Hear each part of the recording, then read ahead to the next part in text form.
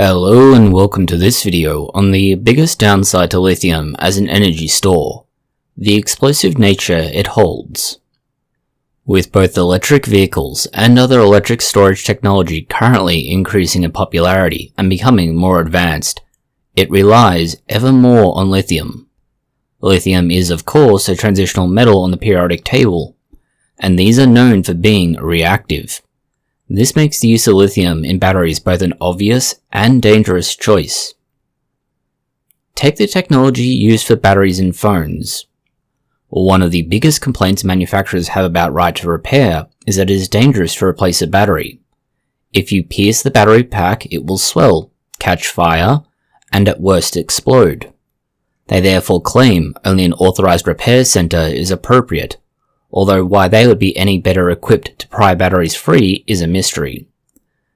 All of this, of course, skips the part of the equation where you must pry the battery free as a manufacturer glues it in, thereby creating the problem. For now, let's ignore that manufacturer-contrived problem and focus on what they think happens and what can happen. Samsung had this very problem, let's say, with several of their product lines. The Note 7 repeatedly set itself on fire, and the Galaxy phones had similar reports. Both stemmed from battery-related problems. The root cause of the battery problems was a combination of events leading to a common issue. The irregular battery size of 3,500 mAh was being put into a very thin 7.9mm package. This package covered a wide area to make up for that thin size. That wide area allowed for a lot of heat transfer to the battery. That in turn caused battery overheating. Heat is the bane of lithium batteries. They both struggle to be charged when they are particularly hot or when they are particularly cold. Conversely, they either over-discharge when too hot or cannot discharge at all if too cold. To understand why this is happening, and in turn, why lithium batteries explode, we need to talk chemistry. In particular, you should be at least a little bit familiar with ions, and we recently published a video on this. This information is important as to why lithium works both as an energy storage and why it explodes.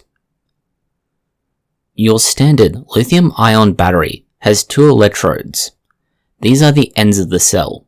One is positively charged and the other is negatively charged, a cation and an anion. Between these is a thin sheet of material that's semi-permeable. Material can pass through this in the form of an electrolyte solution. It has tiny perforations that for the most part only allow the lithium ion to move through. This allows the lithium ion to carry either a negative or a positive charge to one side or the other of the battery and keep it there, without the two electrodes directly touching each other. When you charge your ion battery, the lithium ions are pushed by adding electrons to them from the cathode through those microperforations to the anode on the far side, all done in the liquid environment. When you're trying to get the energy back from your lithium-ion battery, the reverse happens with lithium ions going from the anode to the cathode. In order for this to happen, as we've mentioned, you need something that is an ion. That is, it either has a small negative or positive charge on it that allows it to pick up a free electron. In this case, it either has to gain the electron to be charged or lose the electron to be able to work. When we encounter a major failure in a lithium battery, there are 7 common ways for this to happen. Each of these will have varying degrees of spectacular results. The means of failure are 1. A serious issue with the quality of the materials used to make it. This is often a case of the electrolyte solution not being appropriate or up to the job, and as a result, you get issues to do with one of the other following events that are related to the electrolyte causing something to happen. The electrodes themselves can absorb water, and the water itself will then react with the electrolytes and generate gas and heat. Gas and heat will lead to an explosion, and then from the explosion, you'll get even more fire. The discharge, or the internal charge, being greater than the battery is able to deal with, leading to stress. When this happens, it can also be a result of there being too little electrolyte solution. The sealing or closure of the batteries can be another big problem. If you find that the batteries are not sealed, it can lead to either air leaking in or leaking out. Same thing with moisture. If your battery gets dry because moisture gets out, you no longer have an electrolyte solution. And if you get water going in, as mentioned, this can cause issues with that. The thin membrane that's meant to separate out the two sides of the battery can also not be up to the job and can lead to the two being bridged. In other cases, this can be caused by the way the battery has been made, with bits of the material that are made from metal causing perforations in the battery itself, or worse yet, causing a bridging between different parts that should not be bridged.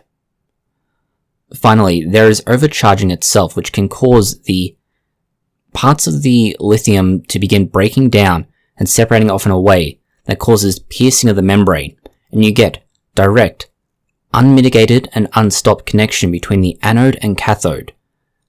Without that membrane in place, lithium ions will freely move between each side and cause issues to do with heat and expansion.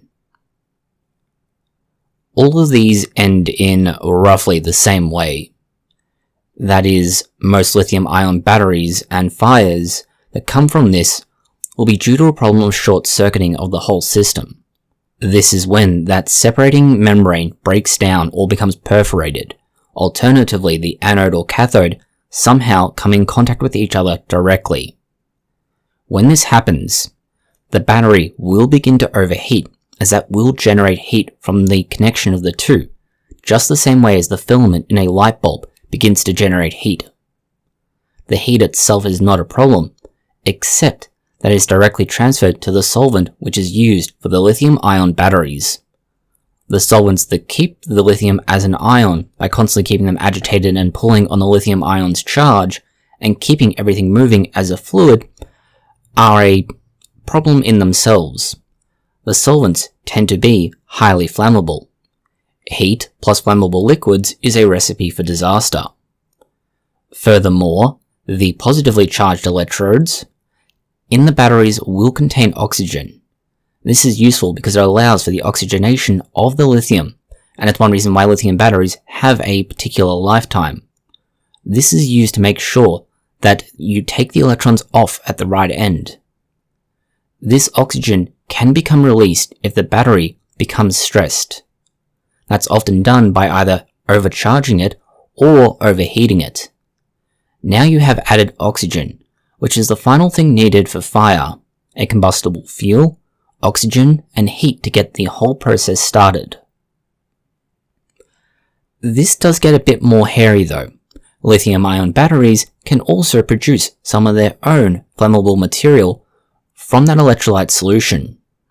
This includes things like hydrogen, methane, and carbon monoxide. There's also hydrofluoric acid in some of these.